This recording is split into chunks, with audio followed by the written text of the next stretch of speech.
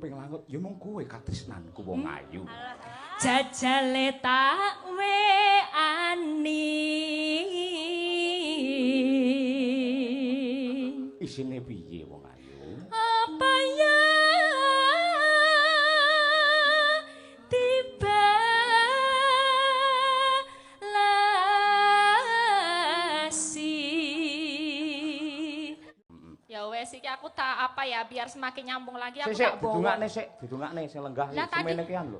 Oh samone arep diodongake kabeh ya. Oh. Sedaya ingkang sampun rawuh wonten ing pagelaran ringgit wacucal dalu menika dening dalang kondang Ki Cahya Kuntadi kula dongakaken mugi-mugi sehat sedaya. Amin. Tinebehaken saking suker sakit lan sehat panjang yuswa. Amin. Pinaringan rejeki ingkang kathah lumintum bluber bleber. Omongane syuting pecuwotot ngono to. Gumunah ngono ya laris lho gumunah. Yang penting itu ketulusannya, Pak. Yang ketulusan. Orang tuh tahu aku ki tulus ndongakno ngono lho. Dadi engko nek ya muga-muga sing do duwe petanduran, TP tanduran, T tanduran paringi pertanian sing apik. Tumbuhan-tumbuhane sing apik, sing do pedogong paringi gula murah ado larang bati sing akeh banget. Pedagang ora dadi pedogong ngono kuwi. Bakul ngono lho. Oh, bakul. Lah, bakul itu yang buat sego. Kayak bakul. Bakul glimpang sing ane dari Salatar itu kan. Udu kayak gundul. Anyel aku. Bakul. Sabar, tenang. Ada sego. Sabar dulu. Ini tadi ada panyunan loh, Pak. Apa? Tadi dari Salam Rahayu, nuwun kula Slamet Raharjo. Ngaturaken nyuwun lagu panggodaning katresnan kula bawa piyambak nggih Pak Cahya suwun. Suwun. Kula nuwun padalang kula Mbah Teguh Santoso. Nyuwun lagu ninggal katresnan dipun garap Samboyo jaranipun Winong. Loh, piye maksude? Mbak Winong jaran kok jaranipun Winong. Lah iya. Mbak Elisa sik jumeneng. Matur suwun niki wau sampun dipun pinangkani. Nggih, sing badhe nembang piyambak sinten mau? Manika wonten Pak Slamet Raharjo. Pak Slamet Raharjo. Oh ya. Nggih, mumpung tisik longgar monggo Pak Slamet. Katuran minggah wonten ing pepanggungan. Monggo Pak Slamet Raharja. Slamet Raharjo, monggo Pak Slamet. Nggih. Coba Pak Slamet, monggo Pak Slamet. Nggih. Slamet Wilujeng. Wilujeng ayo mriki. Ayo, monggo Pak Slamet mriki Pak Slamet nggih. Kutak tang tang. Yo nggih. Memberi support kepada Pak Slamet. Ya? Oh, Pak Care. Pak Care toh? Mantan Pak Care. Oh, nggih siap. Siap. Monggo, Yo, Pak. Mas Noval yo. Yo.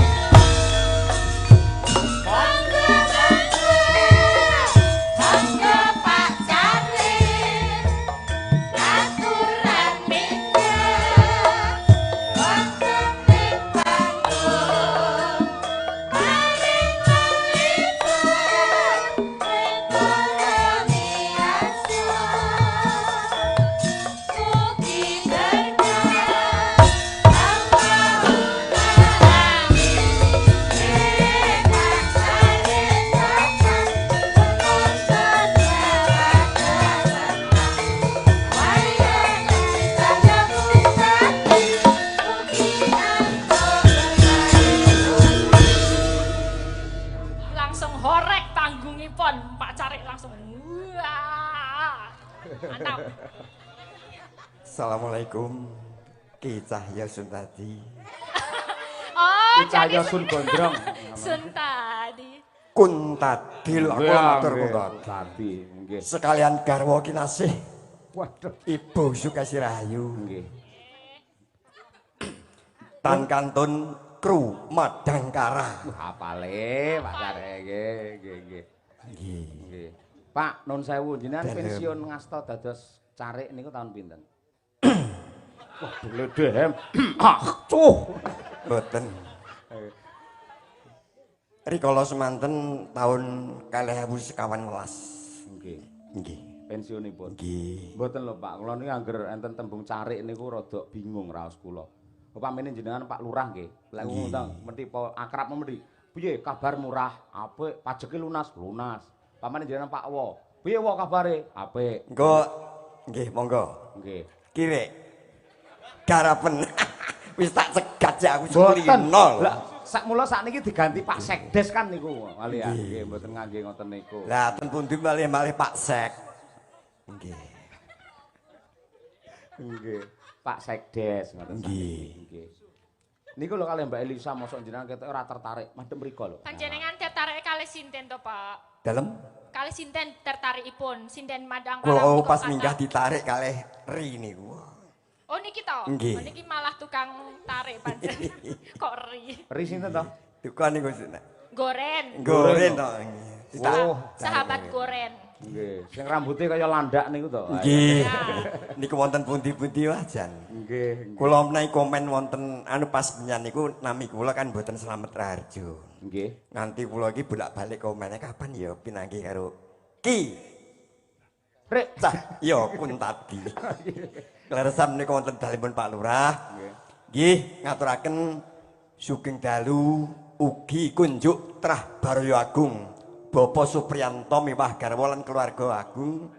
Anggenipun kagungan kersa mugi-mugi gangsal lancar, mantenipun atut runtut selaminipun. Amin. Nggih, dongane niku mawon singkat padat. Kula ki nek ra didindingin sampeyan nek. Mboten niki wau lho. Mbak Elisa kan takon jenengan pengen nembang kali Pengen sinten. nggih kalih sinten menika milih. Oh, ngaten. Nggih. Pun ta kula niku nderek anu Pak saya nek sarene ingkang jumeneng menika Mbak Elisa. Oh, nggih. Terus. Dados kalih kula nggih. Nggih. Lah nggih nganu rada mepet. Oh, mepet. Lah nggih to. Kok rada ndredeknya apa ya? Biasane ki ora lho. Ana getaran-getaran ya, Pak. Nggih. Namanya cinta, Pak. Nggih. Bapakne napa, Pak? Nggih. Bawane Oh, nggih.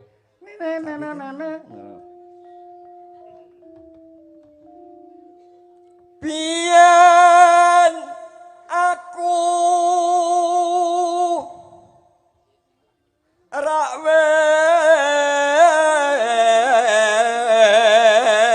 wes kandha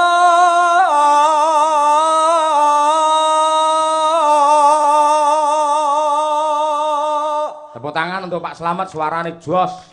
Banter. matur Nggih. Kulino adan to Pak jenengan? dalem. Oh nggih. Lah, Esuk menika. Lah, tenan to ketok lek ngastomi iki ketok lek tukang adan lho, nggih. Pripun rada mepet ngoten. Nggih, nggih ngoten niku adan. Kula nek mboten mepet ora marem. Wah, yo mempet Mbak Elisa ben marem. Iya, iya. Caket. Nggih, kapan tuweke ayo ngono. Mas Taslim endi? Waduh, apal. Apal nggih. Ampun cemburu Pak Taslim. Nggih. Marang sira duh wong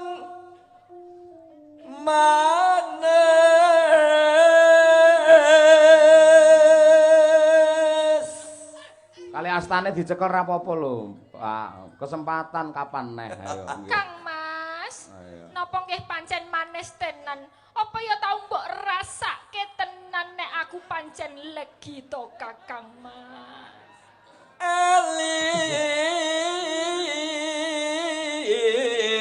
elingo jroning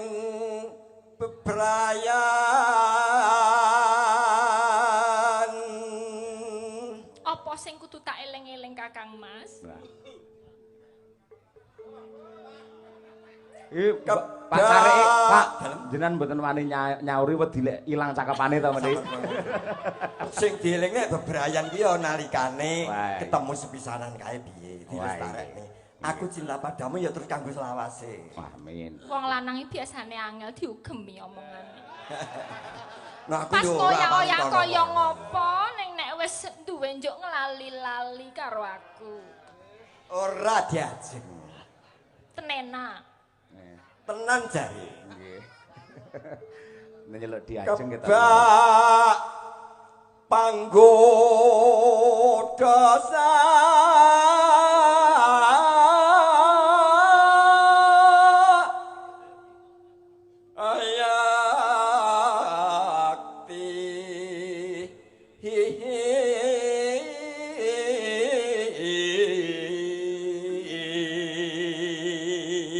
Jane pangodane niku napa to Kakang Mas? Sing akeh godane iki wong wedok apa tiyang kakung? ora ngono jare. Aku ku yen ora ketemu sliramu kuwi tenan kangen rasane ati. Omongane carik entut. Rasa cemburu. Rasa Ora. cemburu. Aku lek ngono pengen aku kapan-kapan ayo. Pas Mbak Elisa pentas nanti aku tak nyumbang bawa ayo. Nggih. Lek dalang ini kan peke warung ngadeg lek bawa kan kendel lah. Dalang yo jatahe debok kok. Piye? Dalang yo jatahe debok. Debok Ngelus-lus rapopo. debok. Ora apa-apa, aku nyawang debok kan malah entuk dhuwit. Lek nyawang sinden malah kelangan dhuwit. Oh lah ya bener. Hati-hati lho Pak Slamet, sampean ndang tek lho dompete kuwi sini. Mboten lah. Heh? Nggih. Rubeda.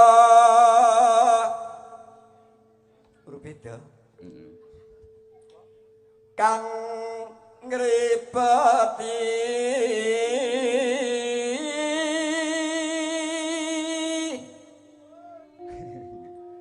doni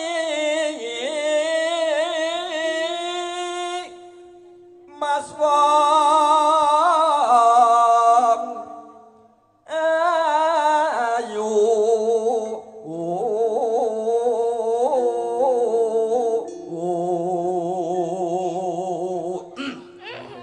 Ya ampun swantene panjenengan ki lho. Bucare pundi bucare?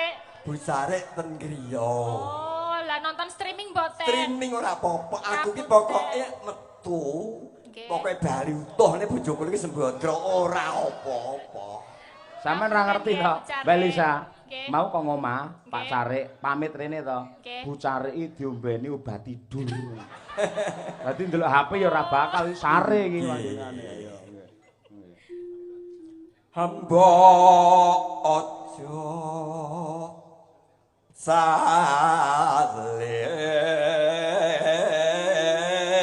salen Wah, kaya ketoprak tenan mlakune ayo. Selaga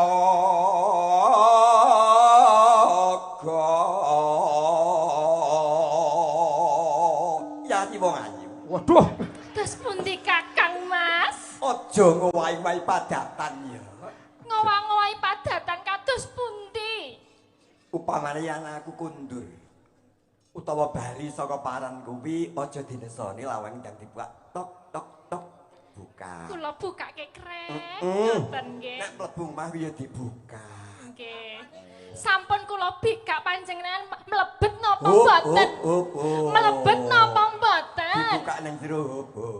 iya. Akhirnya barang ditenani Pak Carik rawani. Barang dibukane malah semaput. Wo. Lan uga citra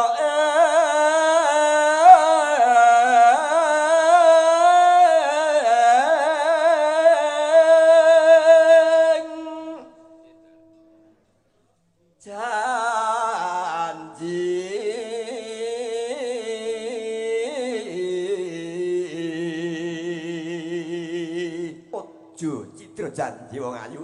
Boten Kang Mas, lajeng boten cidra namung panjenengan ingkang kula tresnani lair kelawan batos. Iya. Mbah iki lho jan fragmen ketoprak jan kok kaya telek. Telek. Ayo. Eruh ae kowe Pak ayo. Ya. Jebol tega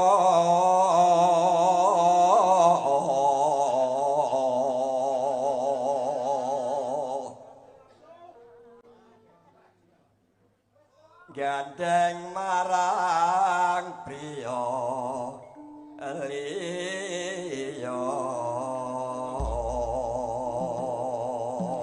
Sinten niku Kakang Mas? Kula mboten gandeng priya liya lho namung panjenengan lho saestu. Ora mung tiba tetembangan jare. Priya liya niku namung bakul mie ayam. Ayo. Nggih, elak tenan. Pun telas niki wau Pak Slamet. Sampun. Wah, luar biasa. Saya sangat mengapresiasi sewanten jenengan elok luar biasa. Oh nggih, monggo, nggih, coba. Ya, kok nek ra iso yo sing iso. Nggih. Oh Mbak Tuti ini. Yo Mbak Tuti, wah, ki kok gawe percaya karo Mbak Tuti monggo. Ayo. Lah musuh perangkat-perangkat iki pancen tutik ratune. Ayo. Nggih. Mbak Tuti. Lah niki pun mantan dadi ketoke mboten pati cair. Oh, gampang nek kuwi. Oh, gampang. Lagi, masa aku ora disawar ngerti sawur. Ayo Mbak Tuti. Ngapunten lho Pak, ngapunten salaman. nggih. Sehat nggih Pak? Nggih. Nggih, mengke ampun lali. Nyalah yo ora Nggih, biasane pripun jenengan kae lho. Wah, iki. Kados teng mriku nika lho Pak. Ah iki jangan. Lagi lek Mbak Elisa mah genah diajeng lagi Mbak Tutik munggah menyel ngono malah diamput. Boten kula boten pareng. Mboten pareng nggih, Pak. Nggih. Monggo. Monyel.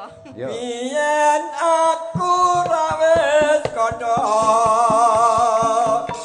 serut ning bebrayan ing panggoda. Ing panggoda. Basan pancen menang tanpa akur betul dedekan rinosa. Apa saiki wis beda biyene apa saiki ya apa Ya jek menungso to Pak. sliramu salin saja biyen tresno saiki dak sia.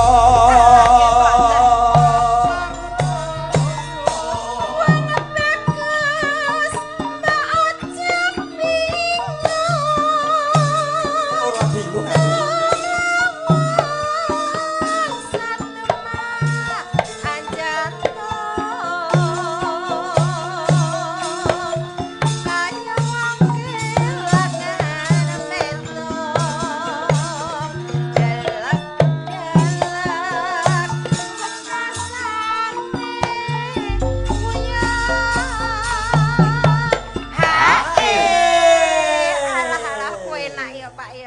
Penak, penak gondi. Sewantene kok ya mau nyeli to nek wong wedok ya kaya aku. Aku mung takon. Kula namung Takon napa, Kang Mas? penak nggon ngendi? Sewantenipun Kang Mas. Swantenipun aku ora suwarane tok sak solahe polahe ya penak wit kok. Pucuk buku teko pucuk rambut. Dadi kula nyenengke nggih Pak. Yur enak kabeh. Kaya pitik. Kaya pitik dipakani. Yur. Tak suwun marang sliramu kok aja lali marang rasayanmu. Kan satu sajroning atiku. Ayo.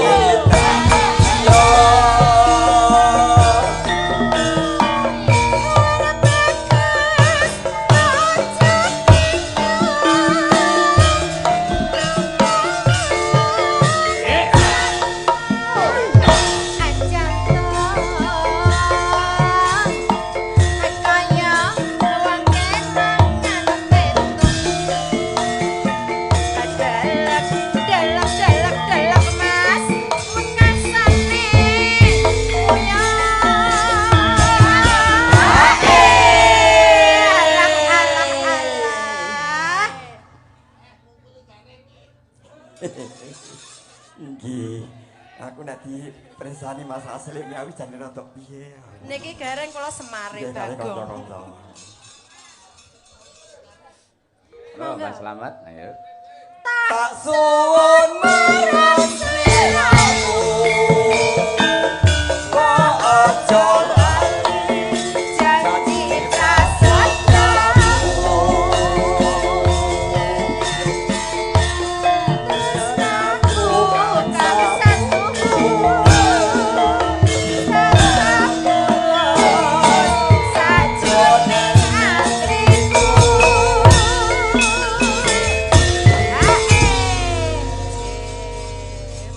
biasa sembah nuwun Mbah Slamet. Nggih matur nuwun gantos wekdal pinanggih malih. Amin. Nyawer.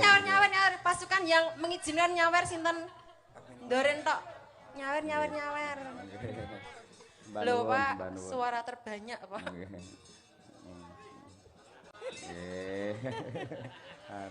Mboten lali Pak. Mboten lali to Pak. Allah.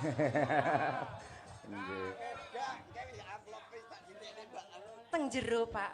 Muga-muga ora ilang. Ha iso no. Lah dalah. Lah niki lho Pak. Niki lho Pak. Niki.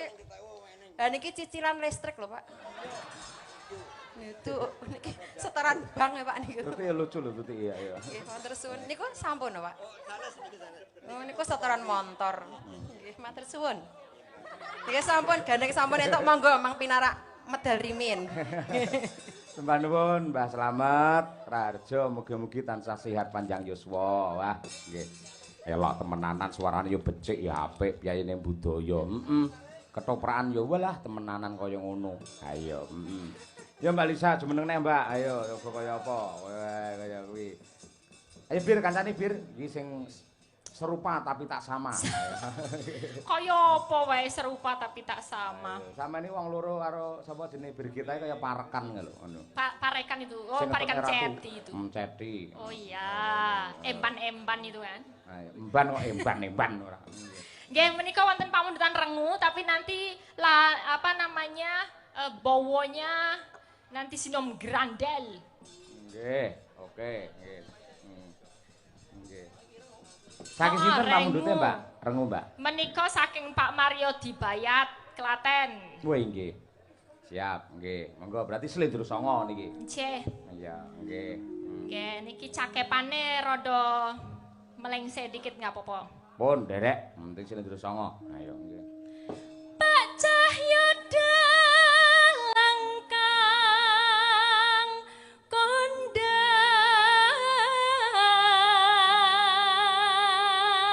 Amin, ya rabbal alamin.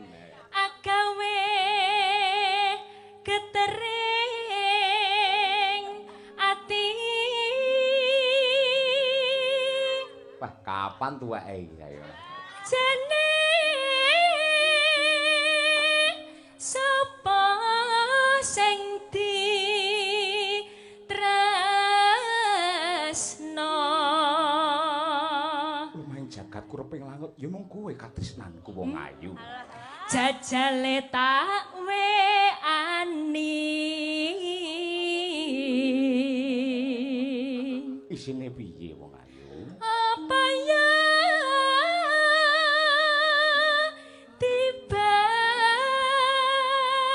lasi.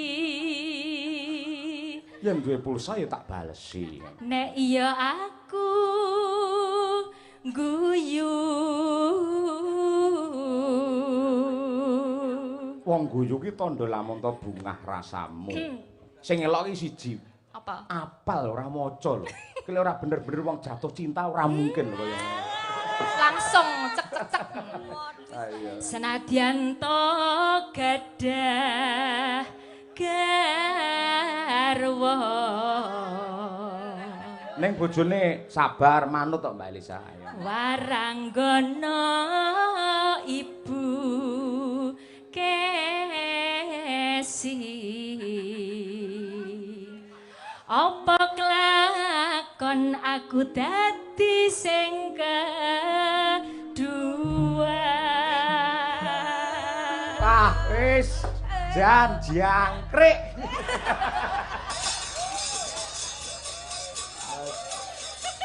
Eling kaji, ora kaji-kajian lek ngene iki.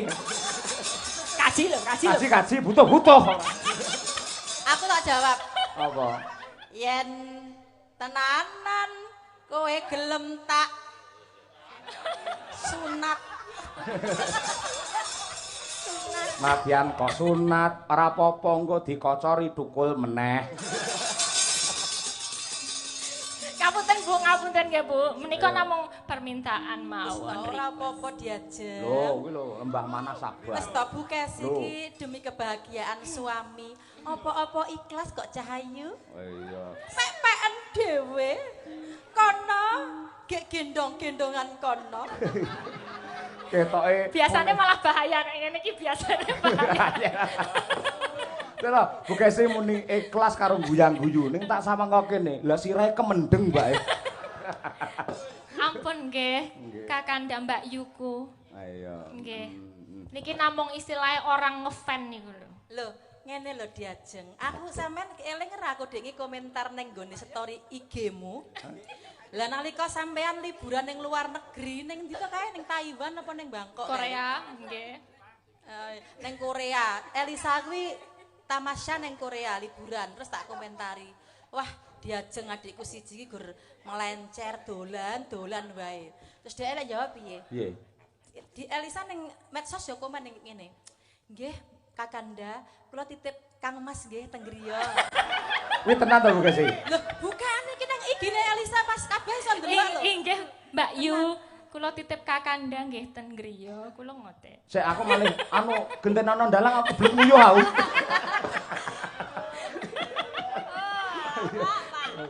Wah, omongane marahi mengkirik. Tenan. Terus aku ya jawab, "Siap, Dinda."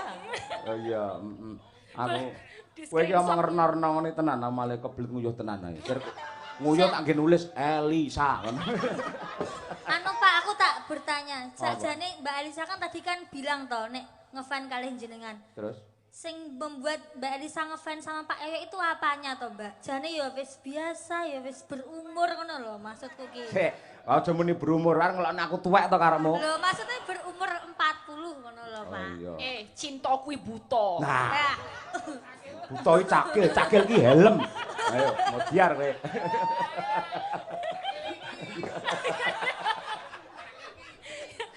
Rengu ya Mbak Birgita ini.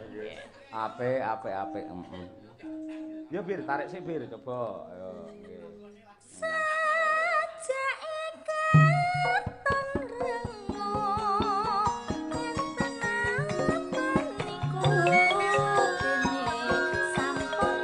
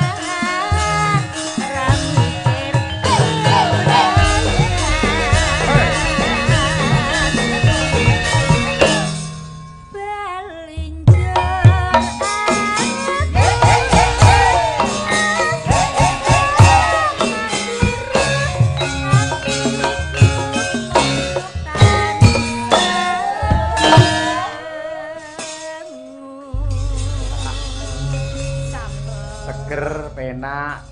Delalah ya wong loro ki ya pawakane apik kabeh Mbak Elisa karo Mbak Birgita. Ayo. Ya ngono kuwi entuk-entukane olahraga. Entuk-entukane le nge-gym bendina ngono kuwi. Mbok tulung lek nge-gym pakaianmu ngono kae mbok aja nggih story. Apa Mbak Elisa iki lho. Nggih nomor WA sing khusus kae moko sing duwe lak aku to ayo. Lah gampang mawon tinggal disenyapkan itu panjenengan nggak bisa lihat storyku. Loh, aku pas mulai haji kae, Mbak. Lho ndelok masyaallah astagfirullahaladzim metu-tuk kaya ngene. Akhirnya tak senyapkan tak ben ra iso ndelok story tak pateni ya wis ben ngono. Gitu. Lah let 3 dina tak uripne neh. Ayo. Ngene Pak, ora aku takon tenan, pakaiane apa kudu ngono kuwi to jane? Private itu beda-beda, Pak. Oh, ya nek ning nggon pilates kan di sini cewek-cewek yang cantik-cantik gitu ya pakaiannya kayak gitu. Tegese lak wedok kafe to? Iya. Loh, monggo ketika di situ monggo. Ning kenapa untuk story? Monggo sing nonton kan wong lanang akeh kuwi. Nggih story WA ki lho. Oh nggih, panjenengan gini aja, blokir aja nomorku yang itu. Wah, aku daripada blokir lebih baik semaput saja. Iya. Ayo, oke. Elak temenanan. Ayo, wis kaya ngono kuwi sing jenenge kemajuane. Mergo Piyai Putri iki pancen penting olahraga. Sok-sok yen Piyai sepuh kae yen kurang olahraga lak nun sewu pas nggen salat, pas sujud ngono kae, pas apa kuwi duduk di antara dua sujud ngono kae rada rekoso mbok menawa ya kurang olahragane. Ya. Yen olahraga wis diwiwiti sedak dini ngene iki dadine awake yo sehat, kuat, insyaallah yo tetep seger, tetep ayu, tetep cantik. Ayo. Bukesi yo olahraga. Olahraga, Nduk. Yen pas prei ngono kae metu yo dhek lari maraton. Ayo. Lari maraton iki tau 3 dina ra mulih.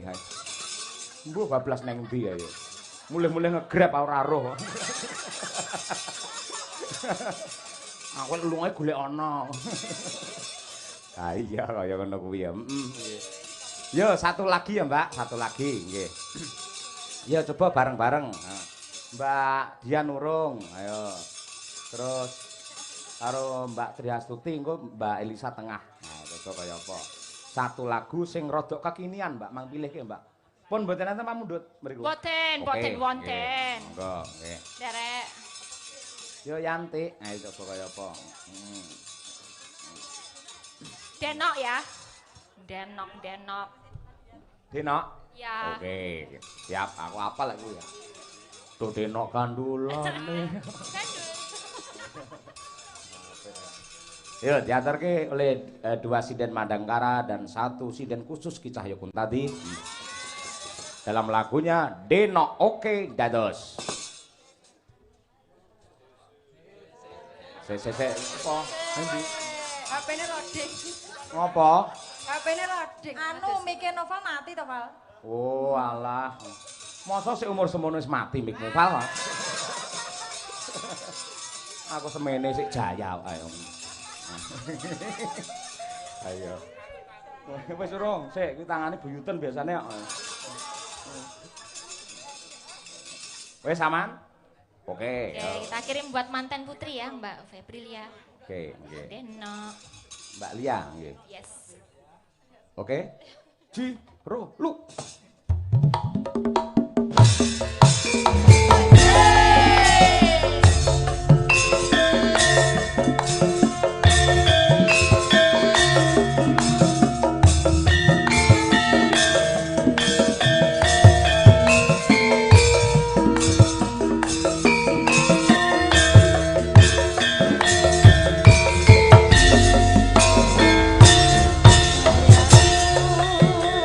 Sengaja